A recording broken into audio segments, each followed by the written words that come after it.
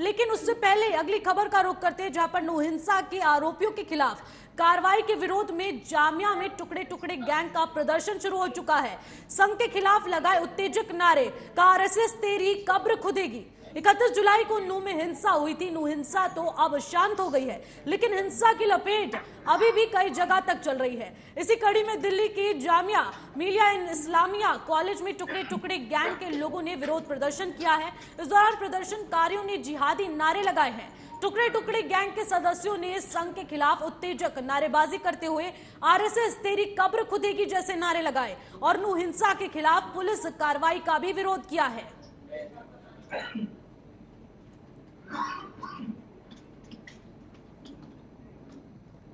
इसी खबर पर जितेंद्र प्रताप सिंह भी हमारे साथ लगातार बने हुए हैं। जितेंद्र, अब जिस तरीके से मैं आपको ये वाला भी एक पार्ट बता रही हूं इसी खबर से जुड़ा हुआ कि अब जो टुकड़े टुकड़े गैंग है इस्लामिया यूनिवर्सिटी के, अब कई बच्चे लगातार विरोध प्रदर्शन कर रहे हैं और उसके बाद कह रहे हैं आरएसएस तेरी कब्र खुदेगी। तो ये बहुत बड़ा स्टेटमेंट है जितेंद्र। निश्चित, न तो ये बच्चे हैं और न ही ये प्रदर्शनकारी है।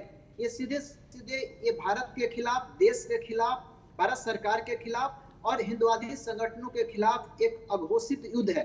और इसी इस्लामिक एजेंडे के तहत, इसी अघोषित युद्ध के तहत इन लोगों ने इस तरीके के नारेबाजी जामिया के अंदर में किया है।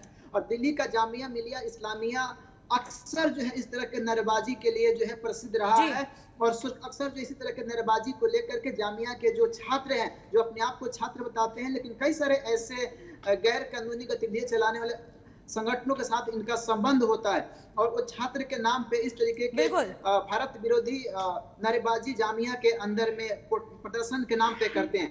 आज इसी प्रकार की गतिविधि जामिया के अंदर में देखने को मिली है, जहां पर एक पूरा इकोसिस्टम इनके द्वारा एक डेवलप किया गया है। पूरे नू मेवात जो दंगा हुआ उसको लेकर के पहले तो एक तरफ जो है वहां पे जब विश्व हिंदू परिषद की शोभा यात्रा निकलती है तो पत्थरबाजों द्वारा उनके ऊपर पत्थरबाजी की जाती है।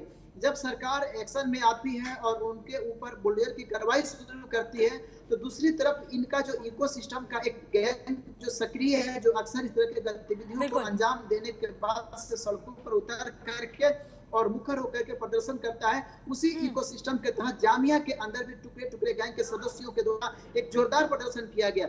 और उस प्रदर्शन में जो नारे लगाए गए थे, ये वही नारे थे जो सीए प्रोटेस्ट के दौरान लगाए गए थे। ये वही नारे थे जो किसान आंदोलन के नाम पे जब लाल किले के राष्ट्र ध्वज को उतारा गया था, भारत तेरे टुकड़े होंगे, इंशा अल्लाह इंशा अल्लाह, आरएसएस तेरी कब्र खुदेगी। जब उस दिन पीएम मोदी ने अपने संबोधन में कहा था कि इनका एक प्रसिद्ध नारा जो है वो बन गया है कि मोदी तेरी कब्र खोदेगी।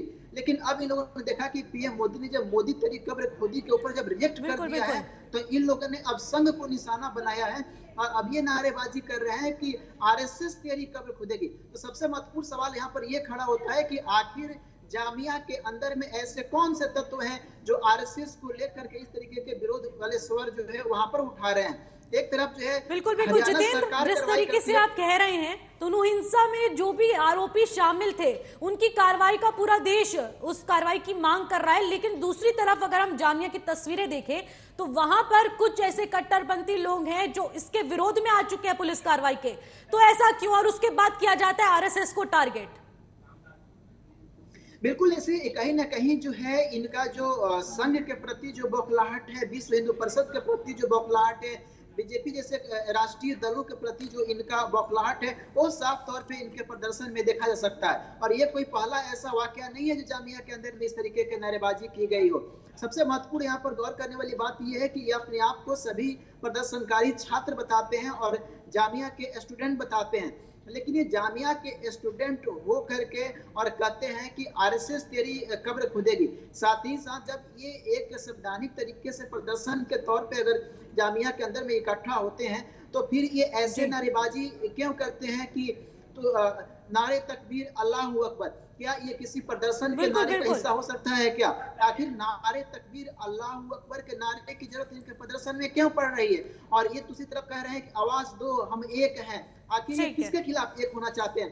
क्या ये हिंदुओं के खिलाफ ठीक एक है। होना चाहते हैं? क्या ये संघ के खिलाफ एक होना चाहते हैं? क्या ये देश के खिलाफ एक होना चाहते हैं? आखिर तुम आवाज दो, हम एक हैं, आखिर ये किसके ठीक लिए है, एक होना ठीक है, चाहते ठीक है, हैं? ठीक है कहीं ना जितेंद्र। कहीं जामिया के अंदर में सीधे सीधे एक घोषित बिल्कुल बिल्कुल। तौर पे, डिक्लेयर तौर पे हिंसा भड़काने की ये साजिश है, और इसी के तहत ये पूरी नारेबाजी जो है नो हिंसा को केंद्र में रख करके किया गया है। ठीक है, बहुत बहुत शुक्रिया जितेंद्र तमाम जानकारी के लिए।